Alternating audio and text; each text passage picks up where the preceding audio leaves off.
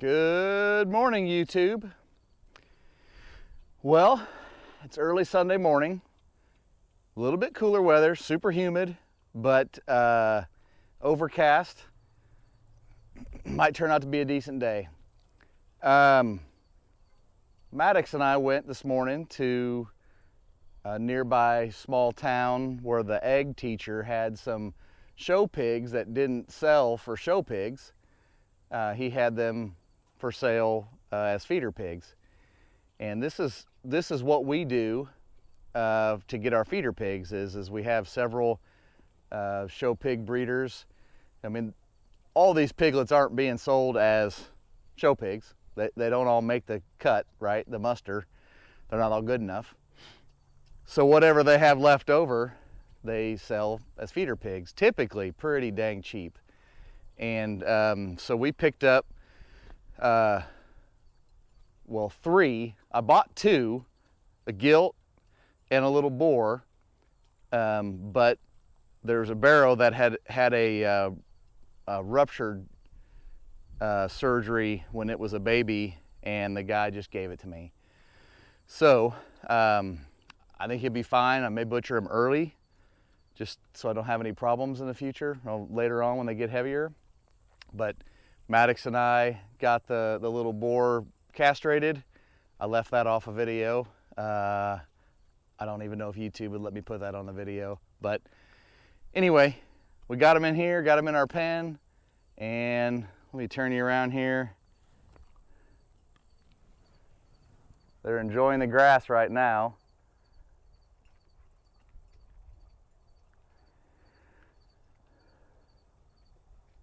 So I'm going to show you my pen setup.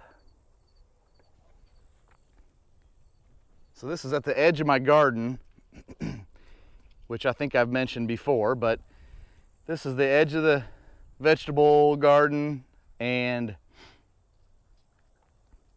the reason why I like having this pen right here is you can throw all your scraps over the fence. And I do this with chickens as well, but sometimes having these pigs so close, it's just perfect. But anyways, I do have one gate here that goes from the garden into the pen.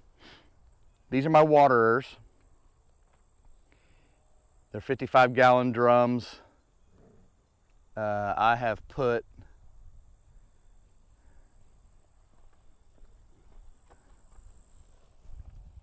connectors down there at the bottom, or fittings I should say, with a small pipe and a 1/2-inch nipple, water nipple,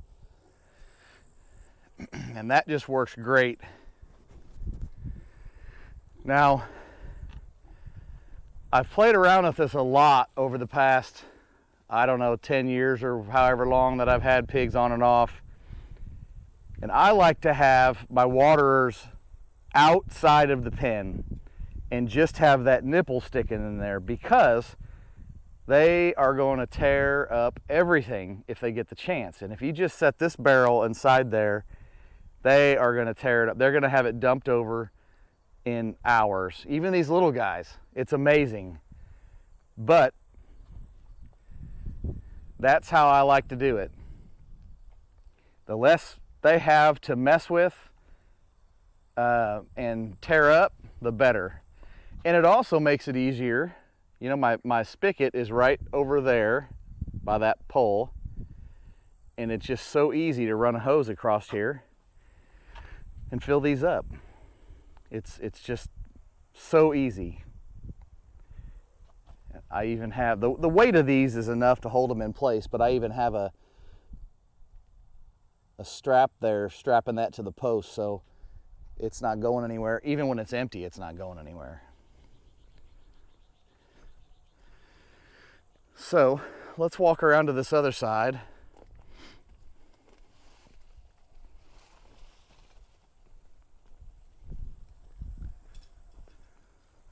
I had some super tall sunflowers this year, just a couple of tall ones.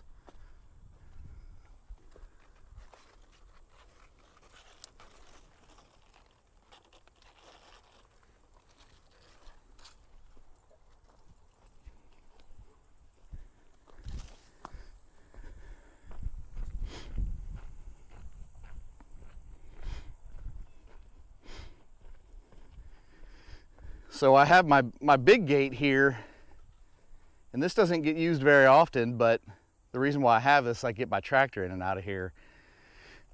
That's the feeder out there,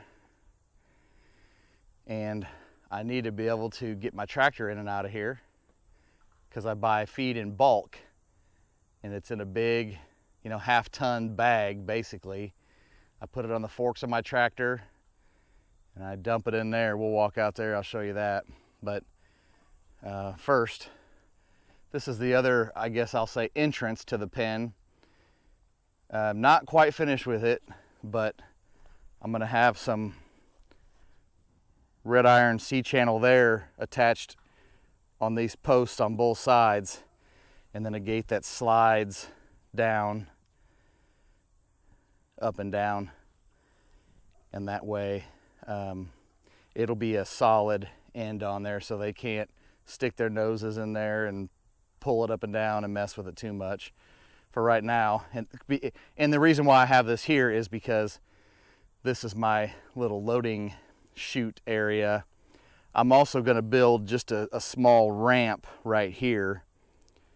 The back of my trailer is only, you know, 14 or so inches off the ground, but these pigs do not like to go, they don't like to climb up without being forced. And anyway, just a slight little ramp on there, and we'll be set to load this up.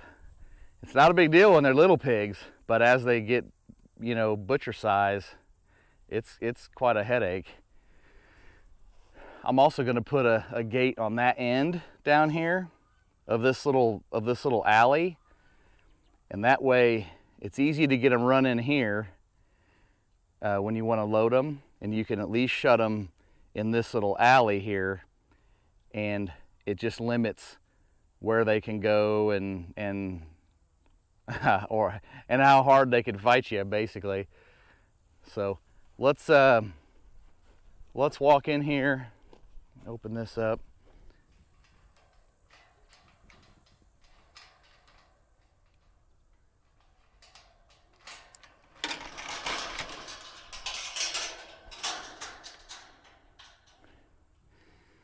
So these are some A-frame shelters that I built probably 10 years ago, and they really held up well until I got a boar and did a couple of litters of my own piglets, and that boar just absolutely destroyed all this stuff. One of the problems is I didn't put any metal on the inside, and they just get pushing on that metal, and they can really tear this stuff up. It was mainly the boar that did it. This is the feeder I use.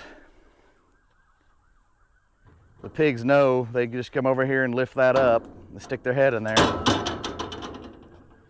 This it holds about 750 pounds. It's a bulk feeder, I guess is what you'd call it, but this thing is old. I don't know how old it is, but I mean, they don't make them like this anymore. This sucker is old. And this is another waterer that I have. This is one of the IBC totes, and I bought the fittings to step it down to a water nipple there. And this works real well in the summer. In the wintertime, I tried to do a stock tank de-icer in there at one point, but it just wasn't enough to keep it warm enough, I guess, de-iced. And then of course I've got a frost-free hydrant back here. But I'm telling you, man, these pigs will destroy anything. So I've got my cattle panel and T-posts all the way around this thing, holding it in place. This area over here is where I was talking about putting a gate. So if I put a gate across here somewhere, or maybe even just right here, I'm not sure yet, but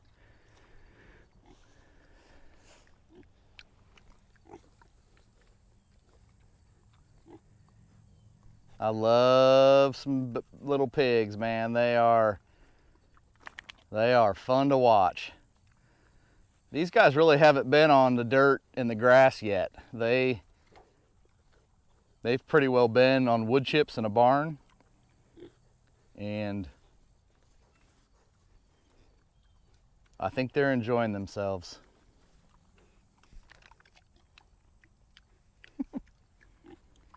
This is the one that had the surgery when he was a baby.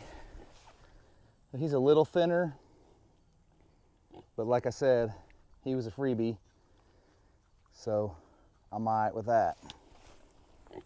These are just crossbreeds. I'm not sure exactly what cross they are, but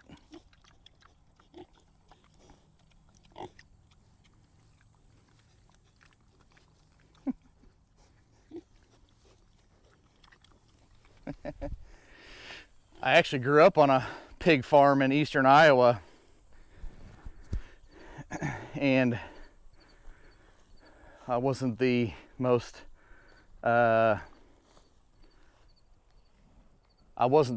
appreciative kid of, you know, appreciating the farm and what it taught me and made me who I am probably. And so you know, it's funny. I bet you my dad and siblings think it's crazy that I have pigs now, of all of us that of all of us kids that you know, I've got some pigs here on my small place. They all probably think it's funny. But anyway, glad I can make you guys laugh. So one last thing, I'm gonna turn you around here. This is a separate pen that I had built, and I know it looks like it's built for a dang dinosaur, but that's basically what an adult boar is. I mean, they are just unbelievable at tearing things up. I've got some metal thrown in here and some, there's some junk lumber actually, but this is gonna be a shelter, a permanent shelter inside this little pen, which I leave open. I leave this pen open for now. I don't have any intention on getting a boar and sow again anytime soon. So this will make a nice little pen in here. That's why this metal is thrown in here, because I'm gonna finish this little thing out to be a shed. I'll probably do like a half wall here on the front and an entrance here, but that gives them space to get in there and get out of the wind. This thing is short. You can see I'm 6'1", and this will be the top, so it's not even 6 foot. So for pigs, it just doesn't need to be all that tall. It's probably better to not be as tall, because in the winter it can hold in some of that body heat. So this thing's probably 12 foot by 5 foot, 6 foot, something like that. Sometimes the dimensions and scale of stuff on these videos, I've noticed, is really deceiving. So anyways, I think this whole pen is 16 by 16, because that's, well, maybe 16 by 20. The cattle panels are 16 feet. So a lot of times these projects end up being in the dimensions of what cattle panels are.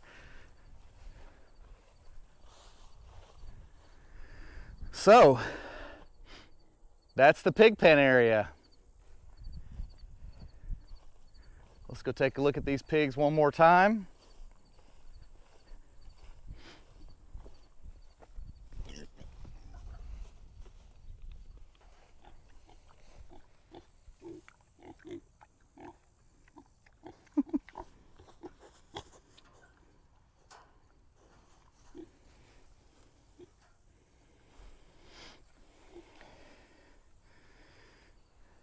When I built this, It kind of happened by mistake, but I have a bunch of landscaping across the front. We'll walk out here quick.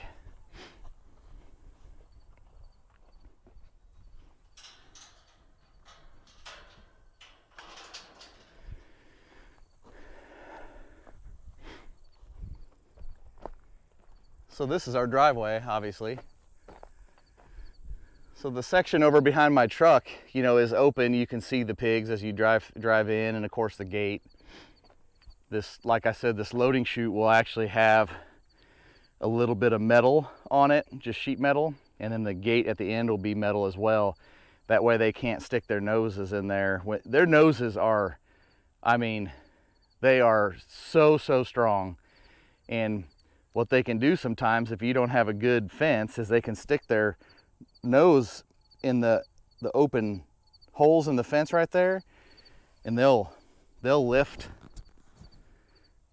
that up sometimes. And you know, if you don't have it in there good enough, they can really do some damage. But this landscaping was already here before I did the pig pen there, and it turned out to work out really well, because starting from here on, it kind of blocks the view of the pigs, and I actually prefer that. I like the way this looks. And on the inside of the garden, you probably saw the flowers. That kind of blocks the view from the garden side. Now they're annuals, so they'll die back, you know, and I'd plant them again in the spring, but I mainly like that this view here is blocked. I think that's pretty cool. This is hops, and I tell you, this hops, if you don't want it somewhere, don't plant it, because this stuff is crazy invasive. But this is what beer is made from. Those are hops cones, and when you break them open, that yellow oil or yellow resin in there is what gives that IPA flavor. So anyway, kind of cool. The pigs like it too. As that gets too invasive, I'll rip it down and throw it over, and the pigs love it. I've got some lemon balm. That's some more lemon balm. And all that's kind of start creeping in their pen. And they'll eat that. They'll root it up. They'll eat it, whatever. But I like how the landscape kind of blocks the view. I was trying to figure out a way that I could landscape this little strip right here and block this portion, block this fence right here from there to there. That might be kind of neat, because then all you'd be able to still see them and check on them just driving by at that gate there. So I don't know, this is maybe a 3 foot strip here. So I don't know, may have to be something tall and slender, or as far as plants. But anyways, that's the pig pen, and those are the pigs. So we're pretty excited. We butchered our pig several months ago, and you know, it's kind of a constant resupply. So that's how things go. You gotta keep resupplying your place to have your freezers full. And we do that with beef, we do that with pork, we do that with chicken eggs. I haven't raised chicken broilers for meat yet. I don't eat a ton of chicken, so someday maybe. But like I said, I just don't eat a lot of chicken, and why would you when you have beef and pork? Just kidding to all you chicken lovers out there. But anyway, we're gonna get to work, and we'll see you guys on the next video.